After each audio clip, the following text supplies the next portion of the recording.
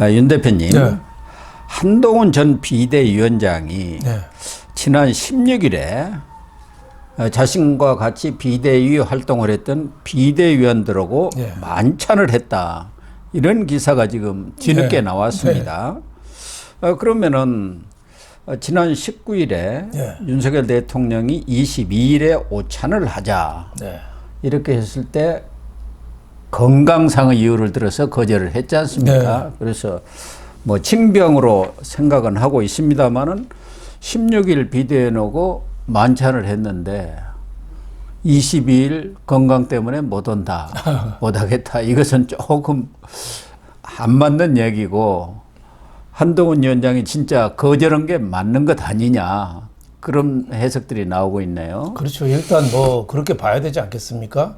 예. 그 비대위원들, 전 비대위원들하고 같이 저녁을 할 정도인데, 물론 뭐 총선 때 에너지를 다 소진했어요. 네. 뭐 서서 죽겠다는 표현까지 쓸 정도로 한동훈 비대위원장이 몸을 바쳐서 했기 때문에 에너지가 방전될 수도 있지만은 대통령실의 제안을 거절한 거는 본인이 여러 가지 섭섭한 마음이 있었지 않겠느냐. 예. 뭐 예를 들면은 홍준표 비대위원장, 대구시장하고는 뭐 만찬을 했지 않습니까? 그 날에, 그날 같은 저녁에 홍준표 시장하고 만찬을 4시간이나 한 거 아니에요? 그렇죠. 그러니까 그걸 뒤늦게 들은 거 아닙니까? 그렇죠. 한동훈 17일부터 보도가 나왔으니까. 한동훈 비대위원장은 그 홍준표 시장한테는 사위였다고 씨암탉 잡아주고 한동훈 비대위원장은 씨암탉은 안 낳는다고 그냥 달걀 후라이만 한 2개 해준 거죠. 해주겠다 그런 거죠. 그렇죠. 오찬을 하자는 그렇죠. 거예요. 그러니까 안 가겠다는 건데 한동훈 비대위원장도 이해는 가요.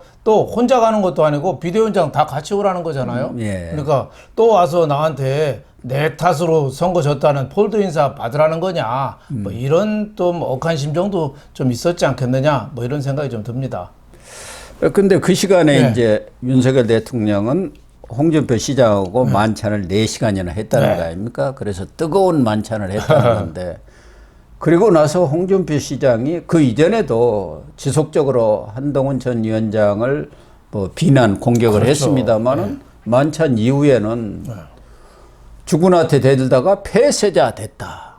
당에는 얼씬도 그리지만 훨씬 더 강도가 세지면서 거기 만찬 자리에서 윤 대통령하고 홍 시장이 뭔가 의기투합한 거 아니겠느냐, 그런 해석을 나왔지 않습니까? 그렇죠. 뭐 홍준표 시장이 본인이 뭐 대통령한테 만나기를 제안했다는 거 아니에요? 예. 대통령도 총선 패배하고 여러 가지 마음이 편치 않을 텐데 제안을 오니까 뭐 만났을 테고 그 자리에서 뭐 여러 가지 대통령은 뭐 한동훈 때문에 졌다고 또 생각할 테니까 그 비난을 거기서 뭐 배신자다 나와서 그 대구시장이 배신자니 뭐 총선 패배한 원흉이니 여러 가지 그 비난을 많이 했잖아요.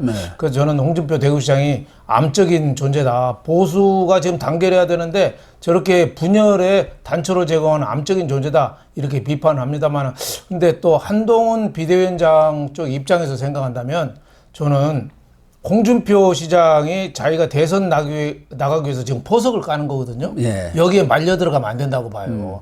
홍준표 시장이 스파링 파트너 아니면 그 달리기 할 때 모래주머니 정도로 이렇게 생각하고 이게 실현의 하나라고 생각해야지 이거를 홍준표 시장에 대한 뭐 적개심이나 뭐 서운한 마음, 대통령에까지 그런 마음을 가질 필요는 없다. 정치라는 게 그렇잖아요. 검사는 인과응보고 정의와 선악의 구별하는 게 검사라면은 정치인은 실권, 조건, 손잡고 함께 가는 거잖아요. 한동훈 비대위원장이 좀 더 먼 미래를 보고 저는 오찬이든 만찬이든 적극적으로 좀 응했어야 하는 거 아니냐. 저는 이런 생각을 하고 있습니다. 근데 문제는 윤 대통령과 홍 시장의 그 만찬에 지금까지는 두 사람이 말하자면 단독 만찬을 한 걸로 되어 있는데, 아주 대통령실의 밝은 이현종 문화일보 논설위원이 밝히기를 폭로를 한 거죠.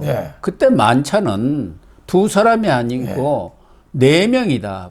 부부 동반 만찬이었다는 것 하나하고, 지금까지 알려지기는 윤석열 대통령이 초청해서 만찬을 한 걸로 되어 있는데 그게 아니고 홍준표 시장이 오래전부터 만찬 한번 하자 했는데 대통령이 총선이라 끝난 뒤에 봅시다 했는데 홍 시장이 또 서울 올라가는 길이니까 네. 제사 뭐 부친 제사인가 뭐 있어서 올라가는 길이니까 그때 한번 배웠습니다만 해서 이루어졌다는 것이죠. 네. 요청 주체도 다르고 네. 또 그 자리에 부부가 만찬을 했기 때문에 거기서 윤 대통령이 뭐 속마음이 어쨌든 간에 뭐 한 전 위원장을 섭섭할 정도로 얘기를 할 자리는 아니었다는 거. 물론 뭐 그렇죠. 부인들이 잠깐 자리를 비워줄 수는 있었지만 그날 분위기는 그랬다는 거예요.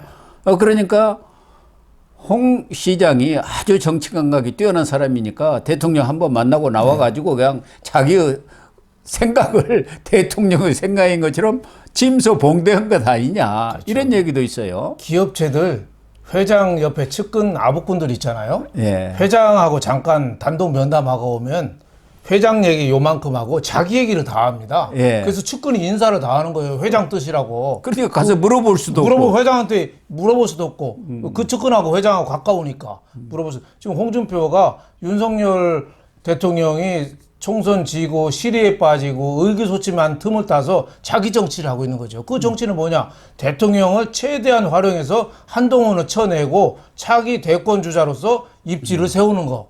여기에 한동훈하고 윤석열 대통령이 놀아나면 안 되죠. 예, 그 굉장히 권모술수의 냄새가 아주 짙게 나오는 거 아닌가 저는 이런 생각이 들어요. 홍준표 대구시장이 필요 이상으로 한동훈 비대위원장을 자꾸 자극하거든요. 그러니까 네, 왜 그렇게? 배신자라고는 할 수가 없잖아요. 배신자는 저 예수 팔아먹은 유다나 뭐 이런 사람이 이제 배신자지. 예. 한동훈 비대위원장이 물론 뭐 총선 전략이라든지 너무 혼자 하려고 그랬다든지 이런 점은 좀 비판받을 점은 있지만 그래도 배신자라고 하기보다도 너무 열심히 했는데 좀 대통령이라든지 당내 여러 가지 여건이 좀 못 미쳐줘서 패배했다 이렇게 봐야 되지 그걸 배신자라고 매도할 건 아니다. 그렇게 매도하는 홍준표 대구시장의 저는 인격 수준의 그 저열함 뭐 이런 거를 저는 지켜볼 수 있었습니다. 그러니까 한 전 위원장이 20일 저녁이죠. SNS를 처음 페이스북으로 해서 거기서 배신이란 뭐냐 이런 것에 대해서도 아주 오히려 반격을 가했지 않습니까? 그렇죠. 네, 잘못을 지적하는 것은 배신이 아니라 용기다. 그렇죠. 이 얘기 아닙니까? 그렇죠. 잘못을 바로잡기 위한 노력. 근데 한동훈 비대위원장이 그렇게 대통령하고 총선 과정에서 그 척질 말을 많이 했나요? 거의 안 했죠. 거의 오히려. 안 하고 오히려 코드를 너무 맞췄어요. 예. 처음에 그걸 또 이제 비판하는 사람이 있지 않습니까? 김건희 여사 그 뺑 얘기가 나올 때 국민 여론이 너무 나빴잖아요. 국민 눈높이에서 좀 생각해야 된다. 이 정도 얘기를 여당 그 대표가 할 수 얼마든지 할 수 있는 얘기잖아요. 그리고 여러 가지 뭐 의사 파업이라든지 이런 거에 대해서 이종섭 그나마 대사 얘기도 마찬가지죠. 지금 이종섭 대사 지금까지 있었으면은 108석이 아니라 90석도 못 얻었을 겁니다. 네, 그렇죠. 그나마 한동훈 비대위원장이 역할을 해줘서 저는 108석 정도는 얻었다고 보거든요. 근데 홍 시장 참 어떻게 보면 비겁한 사람이죠. 그거를 정치적으로 최대한 활용해서 한동훈 비대위원장 이때 매장시키고 예? 윤 대통령하고 손잡고 차기 대권으로 가겠다는 그 저열한 전략이죠. 네. 그런데 한동훈 전 위원장이 그 비대위원과의 만찬에서 기침도 많이 하면서 진짜 몸이 좋지 않은 것 같더라 이렇게는 전하고 있습니다만은 그 자리에서 한 얘기는 서로 위로와 덕담을 했겠지만 한 위원장이 자신의 거취 문제와 관련해서 한 얘기는 내공을 쌓겠다. 내가 검사 시절에 이런 경우를 많이 당했다. 4번 귀향을 가면서 집에서 직거를 하고 사무실에서 직거를 하면서 스스로 그걸 극복해낸 그 얘기를 한 거 아니겠습니까? 그렇죠. 그러면 내공을 쌓겠다 이야기는 지난번 SNS 글에서도 정교하고 그리고 과감한 리더십이 국민으로부터 지지를 얻는다 그런 이야기를 하면서 시간을 갖고 성찰하고 공부하겠다 이거도 지금 맥락이 같은 얘기예요. 그렇죠. 그러면은 내공을 언제까지 쌓을 것인지 앞으로의 행보는 어떻게 돼야 하는 건지 이런 것들이 이제 나름대로 뭐 구상은 있겠지만 정치를 한다고 하면은 현실적으로는 내각에 들어가지 않는 한 금배지를 달고 국회에 오고 뭐 어떤 정치적 활동을 해야 하는데 원외에 있어가지고는 현실적으로 어려운 게 많이 있지 않습니까? 그렇죠. 정치인들은요. 몇 달만 안 보이면 잊혀집니다. 잊혀진 사람이 돼요. 예. 뉴스에 안 나오면은. 예. 아마 한동훈 비대위원장이 이 상태로 칩거한 상태에서 한 3, 4개월만 가면은 대선 지지도에서 자꾸 떨어져서 그렇게 아예 존재 가치도 없어질 겁니다. 그게 이제 사람을 초조하게 만들고 그렇죠. 그래서 선거박에 또 뛰쳐나오는 그렇죠. 사람들이 얼마나 지금 이 속도전이 우리가 빠릅니까? 근데 지금 이 선출직으로 나갈 수 있는 방법이 내년 4월에 보궐선거는 아직 일정이 없어요. 어디서 할지 뭐 아직도 몰라요. 현실적으로 예. 내년 4월에 그거 쉽지 않죠. 네. 현재 네. 당선인들이 원래는 633으로 네. 1년 안에 선거법 네. 사건은 다 처리하도록 했습니다만 지금까지 그런 적이 쉽지가 없어서 않죠. 네. 내년 쉽지가- 4월에는 네. 거의 없지 않겠느냐. 그렇죠. 지금 뭐 올 6월이나 7월에 지금 국민의힘 전당대회를 하는데 거기에 또 당 대표 출마하는 것도 지금 현실적으로 좀 쉽진 않거든요. 본인이 지금은, 내공을 지금 쌓겠다고 내공을 한다면은 쌓는 기간이라 2개월 만에 내공을 쌓을 수는 그렇죠. 없잖아요. 가능성은 별로 없다고 보고 그렇게 되다 보면은 2026년에 또 지방선거 있거든요. 그것도 벌써 한 2년 이상 남았어요. 그때 뭐 서울시장이나 뭐 나갈 수는 있는데 그것도 길어요. 한 2년 이상 남았어요. 예? 그렇게 길지는 않죠. 예. 실질적으로는 2026년에 있지만 내년 하반기부터 들어가면 벌써 지방선거 분위기로 그렇긴 들어갈 하죠. 겁니다. 네. 더군다나 서울시장 같은 네. 경우 오세훈 시장은 아마 이번 임기를 끝으로 해서 대선에 출마하지 뭐 않겠습니까? 그렇다고 봐야 그러면 되는데. 서울시장은 네. 비어 있는 것이죠. 네. 근데 어떻게 이제 보면은. 한동훈 비대위원장이 지방선거를 나간다고 해도 2년 이상을 있기 때문에 그 사이에 뭔가 좀 내공을 쌓는다는 거는 좀 뭔가 좀 활동을 좀 해야 되거든요. 해야죠. 해야 되는데 뭘 할 수 있겠는 그거를 이제 뭐 예수나 모세처럼 광야를 다니거나 공자처럼 14년간 천하주의를 할 수도 있지만 지금 그것만 갖고는 충분하지가 않거든요. 그러니까 저는 윤 대통령하고 이 접점을 빨리 찾는 게 그래서 중요하다고 봐요. 어떤 식으로 좀 활동을 할 건지 내공을 쌓는 거 뭐 책도 읽고 좀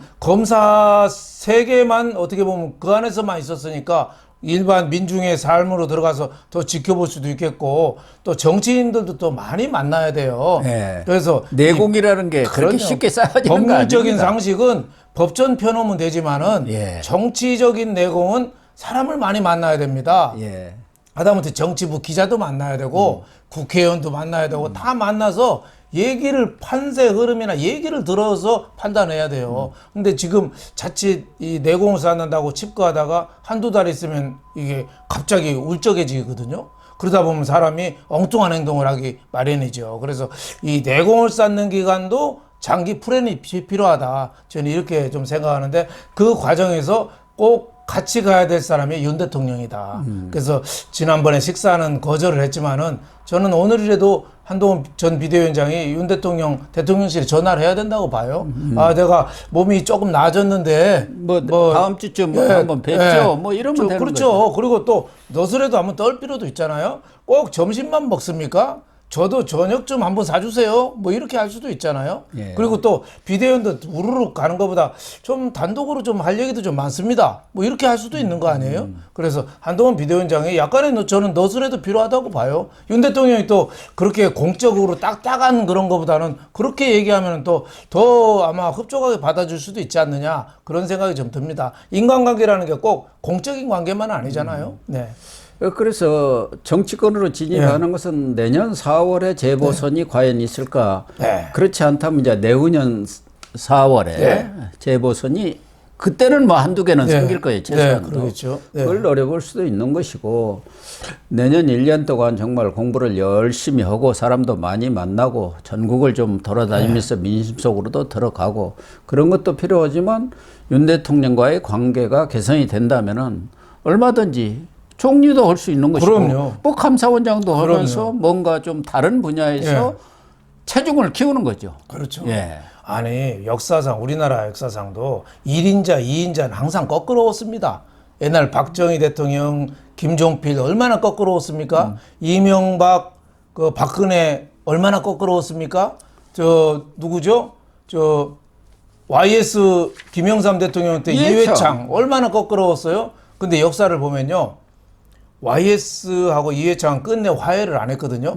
그래서 그때 DJ 비자금 수사하는 걸 YS가 중단시켰어요. 그때 이회창 총재가 크게 반발했잖아요. 그렇죠. 네? 그걸 딱 중단해. 그래서 결국은 화해 안 하고 나중에 이회창 대통령 선거에 졌는데 진구 얼마 후에 김영삼 대통령이 어디 사석에서 그랬대요. 내가 이회창 떨어뜨렸다고. 네? 근데 또 이명박하고 박근혜는 세종시 갖고 많이 싸웠거든요. 세종시 수정론 갖고. 근데 바로 박근혜하고 이명박하고 주례회동도 하고 자주 만났어요. 손을 잡았죠. 손을 잡았어요. 네, 이명박이 그러니까, 다른 대안을 많이 모색을 네. 해봤지 않습니까? 네. 정운찬이도 모색을 그렇죠. 해봤고. 네. 하다못해 김태호 네. 당시 그렇죠. 경남지사를 총리로 시키려고 했는데 그렇죠. 무슨 다른 사건이 태광 뭐 네. 그것이 터져가지고 낙마를 했습니다. 예. 다른 사람을 해보려고 했는데 안 된 거예요. 그렇죠. 워낙 뭐 박근혜 전 대통령의 당내 위상이라든가 그렇죠. 국민적 컸죠. 지지가 워낙 강하니까 결국 손 잡은 거 아닙니까? 그렇죠. 그래서 된 거예요. 그렇죠. 그래서 정권 재창출에 성공한 거죠. 그래서 지금 윤석열 대통령하고 한동훈 전 비대위원장하고 검사 시절에 특수부에서 한솥밥을 오래 먹어서 가장 친한 것 같지만 가장 친한 사람들이 서운해지면 더 멀어지거든요. 예, 그렇습니다. 지금이라도 적극적으로 좀 손을 서로 내밀어서 우리가 정권 재창출 또 보수 대단합 이거로 해서 나가야 된다. 그래야지 국민들이 둘을 다시 볼 거다. 이런 생각이 좀 듭니다. 아무리 호랑이가 이빨이 빠져도 호랑이는 호랑이입니다. 대통령은요, 자기 대통령 시킬 수는 없는데, 자기 대통령 못하게 막는 방법은 수십 가지가 있습니다. 예. 그거를 잘 아는 홍준표 시장이 지금 윤석열 대통령한테 꼬리 치고 있는 거죠. 네. 제가 있어요. 저는 절대 배신 안 합니다. 꼭 성공할 겁니다. 꼬리를 치고 있는 거죠. 예. 노회한 거죠. 근데 한동훈 비대위원장은 검사로서는 잘했는서 조선 제1검이라는 소리는 들었지 몰라도 이제는 정치 초년생이라는 거 인정을 해야 됩니다. 예. 법무부 장관에서 이제 뭐 비대위원장 맡은 지도 뭐 한 두세 달이나 했나요? 그게 정치 경력에 다거든요. 그러니까 초심으로 돌아가서 아주 겸손하게 나가야 된다. 이런 생각이 좀 들어서 대통령실에 오늘이라도 전화를 좀 했으면 합니다. 예. 그래서 이 한 전 위원장하고 윤석열 대통령이 화해를 하는 게 말씀하신 대로 보수의 대분열을 막고 그럼요. 통합으로 가는 길인데 한 전 위원장 입장에서도 뭐 홀로서기에 나서는 것도 좋습니다만은 그래서 내년이라든가 내후년 재보선에 출마하는 방법도 있을 수 있지만 경우에 따라서는 윤 대통령하고 손을 잡으면은 말씀드린 대로 얼마든지 그렇죠. 이번 차기가 아니고 차차기 네. 총리를 맡아가지고 위상을 높인 뒤에 대선으로 바로 직행할 수도 있는 거 아니겠습니까? 그렇죠. 지방선거에 나간다면 대선을 포기하는 것 아니겠습니까? 그렇죠. 네. 한 해 전에 지방선거에 나갔다 그 다음에 대선에 그렇죠. 나간다는 건 그렇죠. 상식적으로 생각해 네. 볼 수 없는 거기 때문에 대선까지는 정말 아직은 나이가 있으니까 진짜 서울시장 같은 걸 통해서 작은 정부를 한번 진짜 운영해 보고 내공을 길러 가지고 대선에 나가겠다는 그런 플랜이 있다고 한다면 모르지만 그렇지 않고 현재로서의 지금 여권 내에 뭐 대선 주자 중에서는 압도적 1위를 하고 있기 때문에 그러한 이상이랄까 그런 지지를 계속 끌고 가려면은 너무 길어져 버리면은 그렇죠. 현실적으로는 좀 어려운 상황에 처할 가능성이 있기 때문에 정치권으로 진입하는 방법 하나는 내각으로 진입하는 방법을 통해서 정치를 계속하는 수밖에 없는 거 아니냐. 그렇죠. 그 과정에서 윤 대통령하고 손을 잡아야 되는 거죠. 그게 중요한 선택지가 그렇죠. 되는 거죠. 멀리서 저 큰 항공모함이 오는데 그 항공모함 오기 전에 자기 타고 있는 구명정이 뒤집어서 죽게 생겼어요. 그럴 때 뭔가 밧줄을 던져줄 사람이 누구냐 말이죠. 그게 윤 대통령이라고 저는 봅니다. 그래서 조금 더 큰 미래를 보고 나가야 된다. 하다못해 현대그룹 옛날에 정주영 창업자도 맨손으로 사업 못했습니다. 집에 쌀을 훔쳐서 나왔대요. 예? 옛날 사업한 사람도 뭘 훔쳐서라도 나와서 사업을 시작한 겁니다.